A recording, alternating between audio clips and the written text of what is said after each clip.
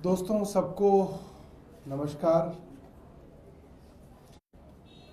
हमने सुबह प्रेस वार्ता करके बताया एक घिसा पिटा सड़ा गला मामला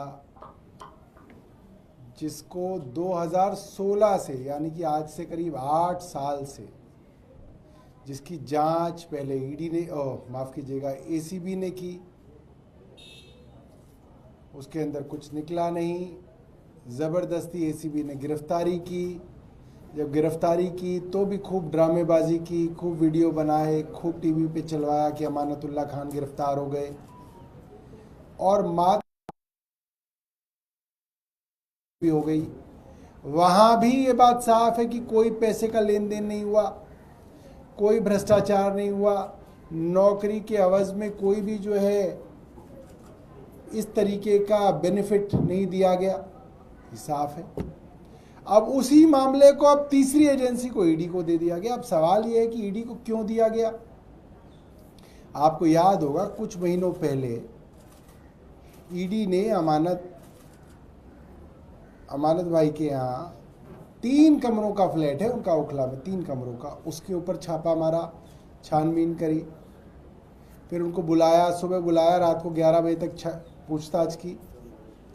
और उसके बाद कई महीनों तक कुछ नहीं था क्योंकि कुछ है नहीं। अब उस मामले में जिसमें एसीबी को कुछ नहीं मिला, सीबीआई को कुछ नहीं मिला, उसके अंदर ईडी ने prevention of money laundering act के अंदर अमानतुल्लाह खान साहब को अरेस्ट कर लिया। सीधे तौर पे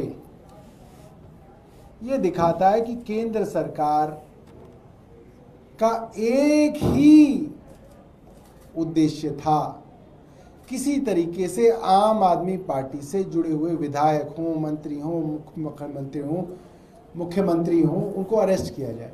और इसीलिए पीएमएलए में उनको अरेस्ट कर लिया गया। क्यों कर लिया गया? क्योंकि पीएमएलए के प्रावधान इतने कठोर हैं कि भाई एक बार अरेस्ट हो गए तो कई महीने लगेंगे। मैंने आपको सुबह भी बताया था। आप पहले लोअर कोर्ट में जाएंगे, उनकी हिम्मत नहीं है देने की आजकल बेल बार बार कही जा रही है, वो दे ही नहीं पा रहे हैं बेल।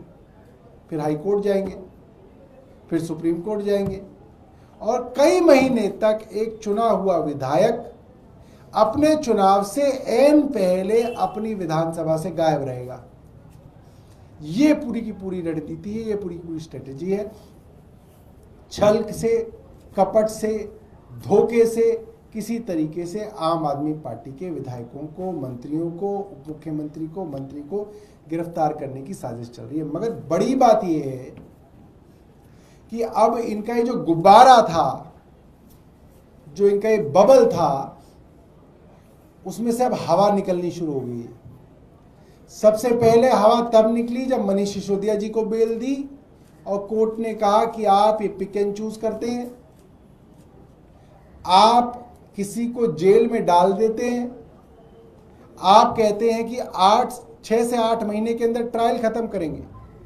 मनीष सिसोदिया जी को जब बेल डिनाई हुई सुप्रीम कोर्ट में, तब 30 अक्टूबर को ईडी के वकील ने कहा था कि हम 6 से 8 महीने में पूरी ट्रायल, पूरा मुकदमा खत्म कर देंगे। सोचिए, अक्टूबर के बाद नवंबर, दिसंबर और 8 महीने ये हो गए, 10 महीने हो चुके हैं, अभी तक ट्रायल शुरू भी नहीं हुआ।